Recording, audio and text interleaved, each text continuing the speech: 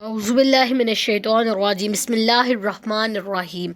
Assalamu alaikum viewers. I welcome you all on my YouTube channel Anika शहजादी 000। आज हम लोग patho को स्टार्ट करेंगे इंशाल्लाह ज़वजल पैथोलॉजी की लेक्चर सीरीज़ इंशाल्लाह ज़वजल। आई विल मेक श्योर कि इंशाल्लाह हम टाइम टू टाइम इसको अपडेट करते रहेंगे और आपको इंशाल्लाह ज़वजल इससे अवेयरनेस ज़रूर देंगे। तो सबसे पहले हम लोग पैथोलॉजी के बारे में पढ़ेंगे, ठीक है। उसकी बेसिकली डेफिनेशन क्या है, उसके रिलेटेड जो हमारा नॉलेज है उसको हम लोग थोड़ा बहुत एक्सप्लोर करेंगे, ठीक है। तो आज का जो हमारा टॉपिक है वो पैथोलॉजी की डेफिनेशन, इसके रिलेटेड इसका थोड़ा बहुत बैकग्राउंड और इसी की लेके इंशाल्लाह हम लोग कंटिन्यू करेंगे। तो ये लेक्चर जो हमारा होगा ये फार्मेसी के स्टूडेंट्स के लिए, डीपीटी के लिए भी बेहतर है और एमबीबीएस के स्टूडेंट भी इसको पढ़ सकते हैं। लेकिन ये एक कंसाइज ऑफ कोर्स हमारा स्लाइड शो होता है जिस पे हम लोग आपको अवेयरनेस देते हैं और जिस पे हम लोग आपको नॉलेज प्रोवाइड करते हैं। लेकिन आप इसको अपनी बुक्स के साथ रिलेट कर सकते हैं, आप उधर से एग्जैक्टली पढ़ सकते हैं, ठीक है। तो हमारे पास बुक्स इसकी काफ़ी ज़्यादा हैं पैथोलॉजी को। बेसिकली ज़्यादा तो मतलब पाकिस्तान में, इंडिया में और जितने भी ज़्यादातर तो जो स्टैंडर्ड बुक है वो रॉबिन्स है। तो उसके साथ साथ काफ़ी ज़्यादा और बुक्स भी है, लेकिन ज़्यादातर जो मीडियम रॉबिन है या फिर बिग रॉबिन है वहाँ से ही पढ़ते हैं पैथो को ज़्यादातर, ठीक है।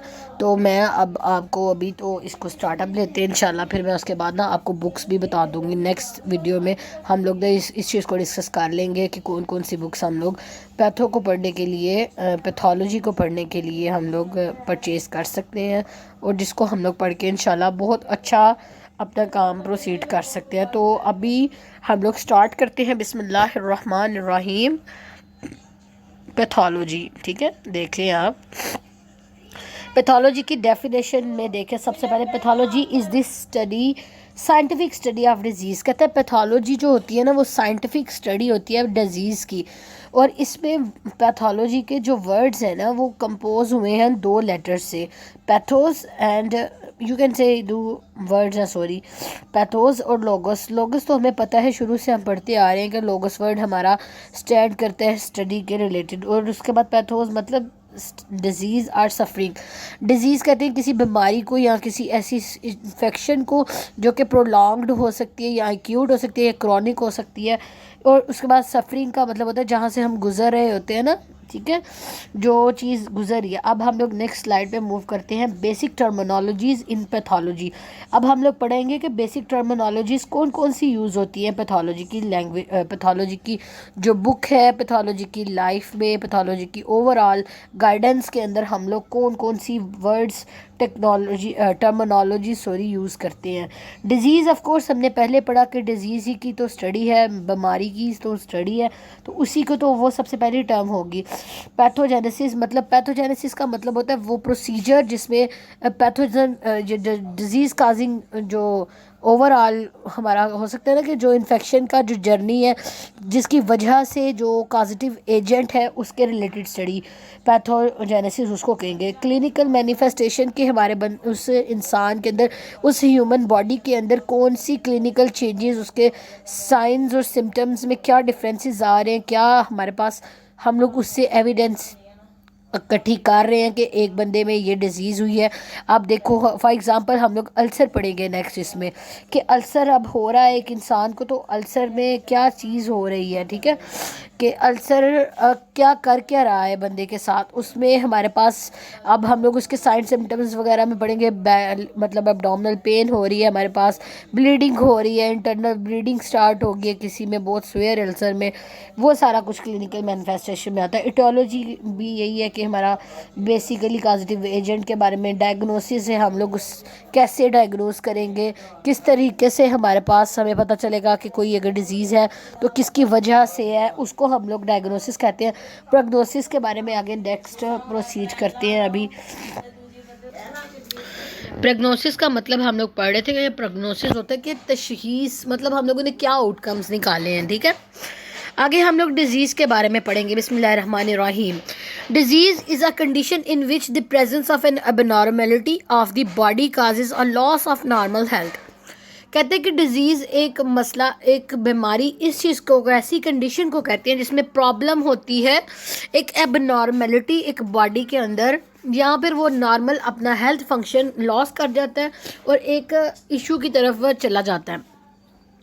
आइडियोपैथिक, ठीक है। उसके बाद कहते हैं नो आइडेंटिफिकेशन काज, जिसमें कोई भी, आइडियोपैथिक का मतलब होता है, आइडियोपैथी एक आगे और टर्म है जिसका मतलब जिसका कोई आइडेंटिफिकेशन काज हमें नज़र नहीं आ रहा होता लेकिन फिर भी मसला आ रहा होता है, ठीक है। इट्रोजेनिक मतलब होता है occur as a result from the medical treatment, मतलब कोई ऐसी बीमारी हुई, मतलब पहले हमने कोई ट्रीटमेंट कर रहे थे, एक इंसान है उसमें हम लोग एक प्रॉब्लम को, डिजीज़ को सॉल्व कर रहे हैं, ठीक है, लेकिन उसी के साथ साथ उसके ही आउटकम में हमारे पास वो डिजीज़ तो हमारी सॉल्व हो गई लेकिन हमारे पास नई डिजीज़ आ गई, इसी को हम लोग कह देंगे लिट्रोजेनिक, ठीक है, sorry iatrogenic, I am sorry. उसके बाद हम लोग कंजेनिटल, ठीक है। कंजेनिटल का मतलब होता है जो बाय बर्थ हमारे पास डिजीज़ आ रही होती है ना, ठीक है, उसको हम लोग कहते हैं congenital. Disease existing at birth और बिफोर बर्थ, ऐसी डिजीज़ जो कि हमारी फ़ौरन ही इंसान में आ जाए, पैदाइश के दौरान ही, फीटस की डेवलपमेंट में, ड्यूरिंग प्रेगनेंसी ही आ जाए डिजीज़, एक बेबी मदर से बेबी में, फीटस में कन्वर्ट हो जाए, उसको हम कंजेनिटल कहते हैं। यहाँ पर फ़ौरन ही पैदाइश के फ़ौरन बाद से कोई डिज़ीज़ आ जाए। Involve in the development of foetus, वही बात आ गई कि जो हमारी एक जेनेटिकली जो ट्रांसफ़र हो रही होती है डिज़ीज़, उसको हम कहते हैं कंजेनिटल। एक्वायर्ड कहते हैं डेवलप पोस्ट फिटली, जो कि बच्चे के बनने के बाद उसमें आती है ना, उसे एक्वायर्ड कहते हैं। उसके बाद कहते हैं नोसोकोमल, जो हॉस्पिटल एक्वायर्ड इन्वायरमेंट के थ्रू, हॉस्पिटल के थ्रू, मतलब अनहाइजीनिक एटमॉस्फेयर, उस अनहाइजीनिक इन्वायरमेंट जो हस्पतालों में होते हैं उसकी वजह से जो ट्रांसफ़र होती है डिजीज़, उनको नोसोकोमल कहते हैं। आगे इटियोलॉजी की बात करते हैं। Refers to the study of cause of death, ऐसे ही हमने बात कही थी कि काज क्या है, हमारे पास डिजीज़ हो रही है और उसका काज क्या है, उसको हम इटियोलॉजी कहेंगे। General categories of the aetiological agents क्या क्या हो सकते हैं, जिसमें जेनेटिकल एबनॉर्मेलिटीज़ आ सकती हैं। सेकंड हमारे पास प्रोस्पेक्टिव आ जाता है इन्फेक्टिव एजेंट्स, कौन से कॉजिटिव एजेंट्स, कौन सी इन्फेक्शन काजिंग एजेंट्स हैं वो हैं। केमिकल्स हैं, ऐसे कौन से कार्सिनोजेंस हैं, या कोई ऐसे ही, मतलब कोई ऐसे फैक्टर्स आ रहे हैं, कोई ऐसे सल्फेट्स हम लोग ले रहे हैं, लेड ले रहे हैं हमारे खाने में, या हमारे किसी एप्लीकेशन के थ्रू हम लोग ले रहे हैं, तो उसकी क्या है। मैकेनिकल ट्रॉमास, मतलब कोई इंजरी हो गई हुई है, या कोई भी हमें एक ऐसा धचका सा लग गया, कोई मैकेनिकली हमें कोई इशू आ गया, एक्सीडेंट हो गया किसी का, उसमें क्या, ये इटियोलॉजिकल फैक्टर्स होते हैं जो कि डिज़ीज़ काजिंग। इसका मतलब हमारे बस हमें समझ आ गई होगी, इंशाल्लाह आपको समझ आ गई है बच्चों, आप जो मुझे सुन रहे हो उन सबको समझ आ जाएगी इंशाल्लाह अज़्ज़ वजल कि हमारी काज क्या है डिजीज़ की। आगे आ जाता है पैथोजेनेसिस, ठीक है। Pathogenesis is the mechanism of disease by which aetiological factor produce the pathological and clinical manifestations. वही बात आ गई कि अब पैथोजेनेसिस क्या है, कि वो मैकेनिज्म के स्टेप्स जो कि इन्वॉल्वमेंट करते हैं एटोलॉजिकल फैक्टर्स, जो पॉजिटिव एजेंट को पैथोजेनेसिस करवाने तक, इस सारे स्टेप के, इस सारे मैकेनिज्म को हम क्या करेंगे, पैथोजेनेसिस में पढ़ेंगे, ठीक है, जो कि हमारे पास हमारी साइन सिम्टम्स को डेवलप करेगा, इसको हम लोग पैथोजेनेसिस। जैसे एग्जांपल में हमने लिखा है कि इन्फ्लामेशन, अब इन्फ्लामेशन क्यों हो रही है हम लोगों ने ये जानना है। अब हमारे पास काफ़ी ज़्यादा इश्यूज आते हैं कि क्यों हो रही है, ठीक है, इन्फ्लामेशन, कोई पॉजिटिव एजेंट आ गया, इन्फेक्शन आ गई है हमारे अंदर, या फिर कोई हमारे पास वायरस ट्रांसफ़र हुआ, उसकी मतलब ग्रोथ हो रही है, उसकी बिहाफ पे हमें इन्फेक्शन आ रही है, काफ़ी पॉजिटिव एजेंट है, या तो फिर हमारे पास हमारे हार्मोनल इम्बेलेंसमेंट आ रही है, ठीक है, तो इन सारे अरेक्डोनिक एसिड पाथवे में हमारे पास कोई इश्यूज आ रहे हैं, ठीक है, ये सारा कुछ, ठीक है। अब हम लोग आगे पढ़ेंगे डायग्नोसिस एंड प्रोग्नोसिस। डायग्नोसिस क्या होती है, refers to the process of attempting to determine और आइडेंटिफाई अ पॉसिबल डिजीज और डिसऑर्डर। कहते हैं कि डायग्नोसिस इस चीज़ को कहते हैं कि जिसमें हम लोग डिटरमिन करते हैं, वो टिप्स जो हम लोग डिटरमिन करने के लिए, किसी डिज़ीज़ की आइडेंटिफिकेशन के लिए अपनाते हैं, वो वाले स्टेप्स, ठीक है। किसी भी डिसऑर्डर और डिज़ीज़ को आइडेंटिफाई करने के लिए उसको हम डायग्नोसिस कहते हैं। और prognosis refers to the accepted outcomes of a disease, मतलब वही आ गया तशहीस क्या आई है कि अब इस बंदे के अंदर पेट दर्द हो रही थी, इतनी ज़्यादा स्वेयर पेट दर्द हो रही क्योंकि कहता है मेरे स्टोमक इतना जल रहा है। हम लोग उसके बारे में उसकी डिटेक्शन करेंगे, वो सारी तशहीस जो हम लोग करेंगे उसको कहते हैं प्रोग्नोसिस। ठीक है। Clinical manifestations are the sign and symptoms are evidence of disease। मतलब कि अब हम लोगों ने देखना है कि clinical manifestations में हमारे पेशेंट में साइंस और सिम्टम्स क्या क्या आ रहे हैं किसी डिजीज़ के रिलेटेड। साइंस किस चीज़ को कहते हैं अब हमने ये देखना है, और सिम्टम्स कैसे हैं क्या होता है। कहते हैं objective alternation that can be observe are made by another person. Pulse rate जैसे ब्लड प्रेशर, टेम्परेचर चेक करना, इसको साइंस कहते हैं। वो चीज़ें जो कि अब एक डॉक्टर एक पेशेंट के मोनिटाइज करते हैं, उसको देखता है, मोनिटर करता है, उस चीज़ को हम लोग कहेंगे साइंस। ठीक है। अब मुझे फ़ीवर हो रहा है, अगर मैं कहती हूँ कि हमारे पास एक पेशेंट है, उसका नाम जैनब है, जैनब को फ़ीवर हो रहा है, तो जैनब का जो फ़ीवर हम मॉनिटर करेंगे, उसका ब्लड प्रेशर फ्लक्चुएट कर रहा है, तो हम लोग क्या कहेंगे, ये हमारे साइंस हो गए। वो बताएगी मैडम मुझे ये दर्द हो रही है, मैडम मेरे पेट में दर्द है, मेरे सर में दर्द हो रही है, मेरी लेग्स में पेन हो रही है। These are the symptoms that she is suffering from. वो उस मतलब अटैम्प्ट्स के उस डिज़ीज़ के प्रोसेस में जो चीज़ें वो फेस कर रही है, ख़ुद अपने आप पे अपने अंदर जो फील कर रही है, जो उसको मतलब वॉमिटिंग आ रही है, नोज़िया हो रहा है, लूज़ मोशन आ रहे हैं, दर्द हो रही है किसी जगह पे, ये उसके सिम्टम्स हैं। और जो मैं देखूँगी उसको और मैं कहूँगी कि भाई ये तुम्हें इस तरह फ्लक्चुएशन आ रही है, इसको हम साइंस कहेंगे। आगे हम लोग देखेंगे पैथोलॉजी को। हमारे पास दो तरह की पैथोलॉजी होती है, पैथोलॉजिकल स्टडीज़ हम लोग करते हैं। जनरल पैथोलॉजी होती है, एक सिस्टेमिक पैथोलॉजी होती है। जनरल पैथोलॉजी में हम लोग जैसे सेल इंजरी हो गई, इन्फ्लामेशन आ गई, ये सारा कुछ जनरल पैथोलॉजी का पार्ट है। और उसके बाद सिस्टेमिक पैथोलॉजी में होता है कि लंग्स की हमारे पास ऑब्सेशन हो जाती है, हमारे पास ब्रेस्ट कैंसर आ जाता है, हमारे पास लीवर कैंसर आ जाते हैं, पेटिक कैंसर हो जाता है किसी बंदे के अंदर, हमारे पास इन्फ्लामेशन प्रोलॉन्ग्ड इन्फ्लामेशन आ जाती है। ये सब हम लोग कोई सिस्टम पे इफेक्ट आ जाते हैं, हमारे पास हेपेटाइटिस आ जाता है, हमारे पास ब्लड प्रेशर का इशू आ रहा होता है किसी की। ठीक है। फ्लक्चुएशन आ रही होती है ब्लड प्रेशर में, हाइपरटेंशन का पेशेंट बन जाता है कोई, तो इन चीज़ों को हम लोग सिस्टेमिक, क्योंकि वो सिस्टम इन्वॉल्व है ना, हमारे पास हार्ट हमारा इन्वॉल्व है इस चीज़ में। अब लंग्स में भी हमारे पास लंग की ऑब्सेशन आ रही है, उसके बाद सॉरी फॉर द कफ। ठीक है। कैंसर आ रहा है, ब्रेस्ट कैंसर में आ रहा है, हमारे पास ब्रेस्ट इन्वॉल्व है, हेपेटिक कैंसर्स आ रहे हैं, उसमें हमारी लीवर इन्वॉल्व है, उसके बाद नेफ्रोलॉजिकल कैंसर आ रहा है, नेफ्रो कैंसर आ रहा है हमारे पास। ठीक है। उसमें हम लोग हमारे लीवर सेल हमारी किडनी इन्वॉल्व है। ये सारा सिस्टेमिक पैथोलॉजी में हम पढ़ेंगे।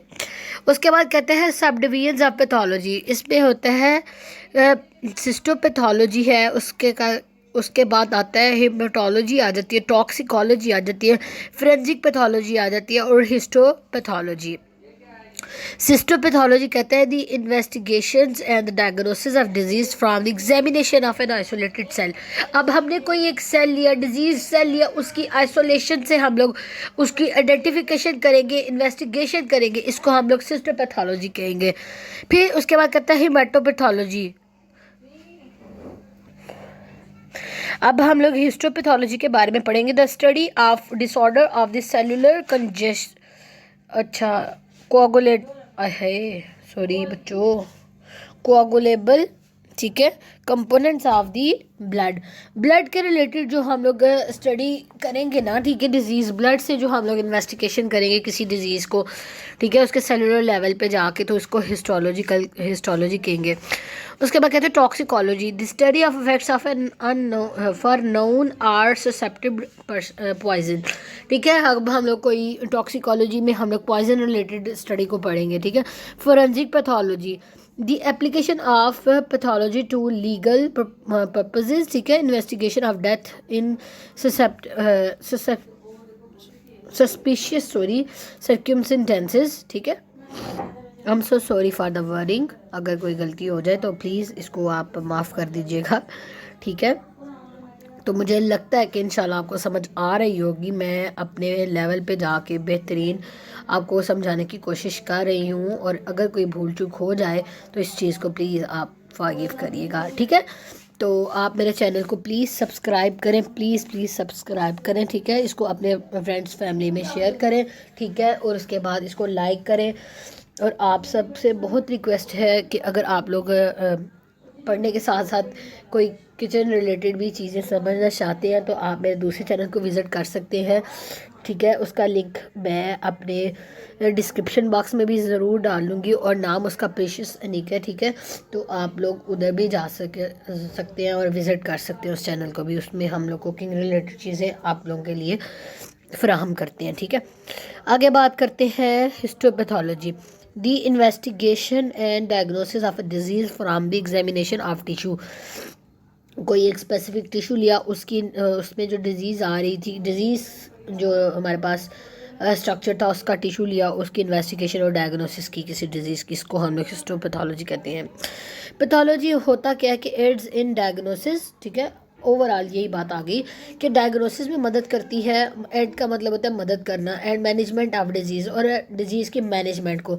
और यही थी आज की। Thank you so much for active listening and continuous listening of my lecture, of my video lecture. मुझे उम्मीद है कि आपको बहुत अच्छे तरीके से समझ आई होगी लेक्चर कि आज हमने पैथो को शुरू किया, पैथोलॉजी को, और पैथोलॉजी के अंदर हम लोगों ने पढ़ा है कि पैथो की डेफिनेशन क्या होती है, इसमें टर्मिनोलॉजीज़ कौन सी यूज़ होती हैं। एक दफ़ा से हम रिवाइज़ कर लेते हैं बस जर्नली, ठीक है। पैथो पढ़ा, पैथो की डेफिनेशन पढ़ी कि साइंटिफिक स्टडी ऑफ डिजीज़ होती है, ठीक है। दो लफ्ज़ों से बनी होती है, डिजीज़ और स्टडी से। और इसके बाद इसमें बेसिक टर्मिनोलॉजीज़ कौन कौन सी यूज़ हो रही होती है। डिजीज़ होती है, पैथोजेनेसिस होती है, क्लिनिकल मैनिफेस्टेशंस, इटियोलॉजी, डायग्नोसिस और प्रोग्नोसिस, ठीक है। उसके बाद हम लोगों ने इसमें पढ़ा था कि आइडियोपैथिक क्या होती है, उसके बाद कहते हैं एट्रोजेनिक क्या होती है, कंजेनिटल क्या होती है, एक्वायर्ड क्या होता है, और नोसोकोमल डिजीज़ क्या होती हैं। पैथोलॉजी के बारे में, एटियोलॉजी के बारे में पढ़ा फिर हम लोगों ने। उसके बाद पैथोजेनेसिस के बारे में पढ़ा, फिर हमने डायग्नोसिस एंड प्रोग्नोसिस के बारे में पढ़ा। क्लिनिकल मैनिफेस्टेशंस के अंदर हम लोगों ने साइन सिम्टम्स का डिफरेंस देखा। फिर हम लोगों ने उसके बाद जनरल पैथोलॉजी के बारे में पढ़ा और सिस्टमिक पैथोलॉजी के बारे में पढ़ा।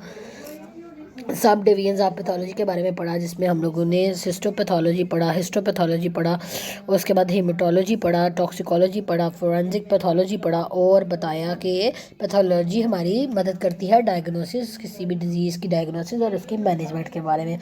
Thank you so much my dear audience, my dear family of YouTube, ठीक है। बहुत शुक्रिया आप सबका, जज़ाकल्लाह कबीरा खैर। तो इंशाल्लाह आप लोग मेरे चैनल को ज़रूर सपोर्ट करेंगे और आपकी मदद मेरे लिए बहुत कारआमद होगी।